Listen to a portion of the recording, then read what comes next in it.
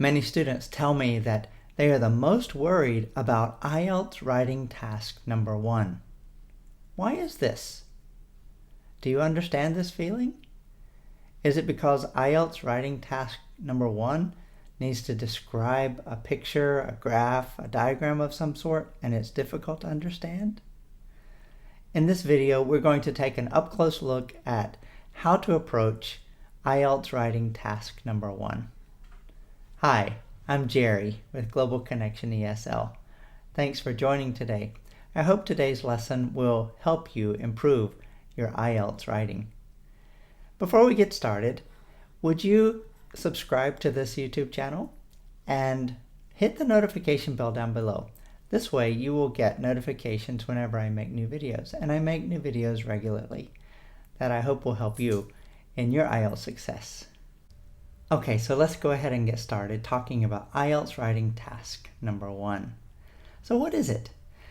IELTS Writing Task number 1 is where you need to give a report, a description, a summary, where you write at least 150 words about information that you see on a chart, maybe a pie chart or bar graph. Maybe it's a table of data or simply a diagram. Some examples of what you would describe are the data you see. Maybe it's the stages of the process. It could be explaining how something works. Or it could be describing a place, an object, or even an event. Now, what are some things that IELTS Writing Task number 1 is not? Well, first of all, it is not your opinion. You should not write your opinion in IELTS Writing Task number 1. It's also not just a list of features. It needs to be written with good grammar and sentence structure. It's not a discussion of advantages and disadvantages or good points or bad points. That would be more like Task 2. And also, it's not an essay that requires you to write a conclusion at the end. This is not where you share an opinion, nor do you need to write a conclusion. So let's talk about some ways to approach IELTS Writing Task number 1. First, as soon as you look at the visual diagram or chart, take some notes. The first step is to take some notes. This will help you find the most important features in the diagram. It will also help you decide how to make your plan for your writing.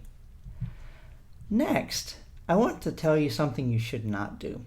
Don't describe every detail in the diagram. That is not what is being asked of you. You need to identify the most important and interesting features in this visual. Also, don't give every exact number. If you give numbers, which is good, you should support your description with numbers, but use approximate numbers. Some ways to describe approximate numbers are to use words like over or about or around, and use a number that's rounded off. It's also important to use comparative language because many times you need to compare data or information in the diagram. Some language you would use around comparisons would be things like more than, greater than, less than, and other forms of comparatives. If you want to know more about using comparatives well, you can check out this YouTube video here. It's very helpful. Next, I'd like to say, don't just list features that you find. A list is not what Task 1 is asking you to do. It's important to use sequence words and comparisons well. And if you are asked to describe a process or the stages of a process, then you need to use sequence words well to show transitions. This will indicate your writing skill, which is very important. Some words that indicate the stages of a process would be first of all, then, next, after that, when, finally, and there are others. So use sequence words well to indicate the stages of a process. So, how should you approach Task 1? Well, the first thing you really should do is to paraphrase the question prompt. Paraphrasing is often very difficult, but it is very important. In this case, you should understand some words that are synonyms for words in the question prompt.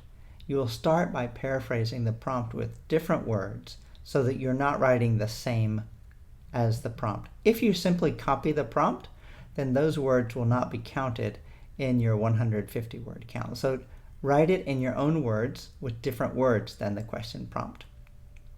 Next, you should write an overview of 2 to 3 key features that you see in the diagram. Now, you can choose 2 or 3 key features after you have made your list of what the key features are, because you want to decide what the most important and interesting ones are. After you have identified your 2 or 3 key features, then you're going to write a support paragraph that describes each key feature. So if you choose 2, then you'll write 2 more paragraphs. If you think you have enough time and you choose 3, then you'll write 3 more paragraphs. So you will write perhaps 3, 4, even possibly 5 paragraphs for task 1. Let's take a look at a sample question prompt. Here you can see that this sample, which comes from IELTS.org, it says you should spend about 20 minutes on the task, and inside the box is the question prompt. Now notice there are 2 parts inside the box. The first part, where it says the chart below shows the number of men and women in further education in Britain in 3 periods, and whether they are studying full-time or part-time. Summarize the information by selecting and reporting the main features, and make comparisons where relevant. When you paraphrase the prompt, you only need to paraphrase the top part in the box. Do not write a paraphrase of the instructions, which is the bottom part of the box.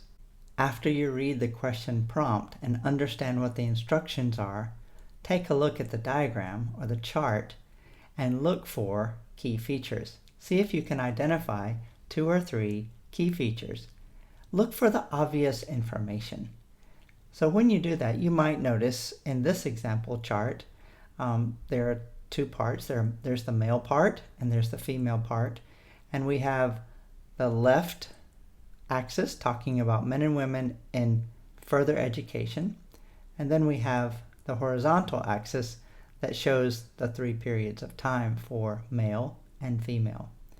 So you want to look for trends and changes. If you notice, for males, the part-time education starts high, drops down, and then increases a little bit again. However, for females, you'll notice that part-time education and full-time education increase for all 3 periods.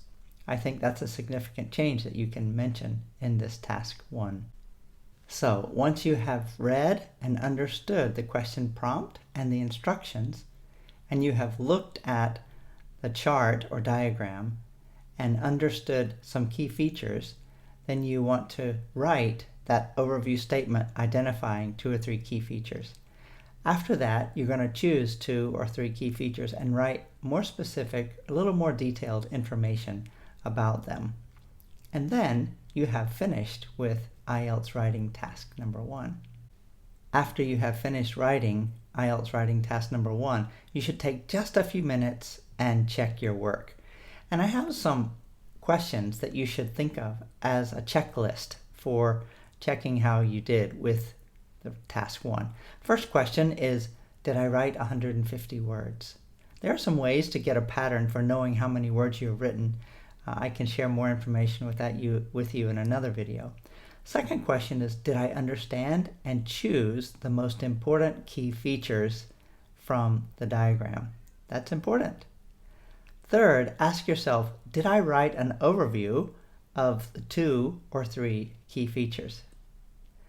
After that, question 4 to ask yourself, did I support the key features with examples? And you can do that in the final 2 or 3 paragraphs. Ask yourself, did I compare effectively? Task 1 writing is often focused on changes and comparisons. So practice comparisons. That's very important. Sixthly, Did I use effective transitions and linking words? Remember, the IELTS test is a test of your English proficiency, not your science understanding. So if you can interpret the data using English well, then you can demonstrate your English ability. And finally, because English is the most important part for the IELTS test, be sure to check for your grammar and your spelling. So there you have it. That's a brief overview of how to approach IELTS Writing Task number 1. Do you feel less worried now? That's my hope. Thanks very much for watching this video. You can find more resources on my website, and I hope you'll check that out. There are some free downloads available at different parts of the website, so please check that out. And don't forget, would you like, subscribe, and share this video with your friends? I always believe that working together with friends helps you stay more accountable and encourages you to work harder to make success with your goals. So go ahead and share with your friends. Let them know you're trying to get a good IELTS score in the future. So thanks so much for watching. There are some more videos that are available to learn more about IELTS writing. I hope you'll take a look at these.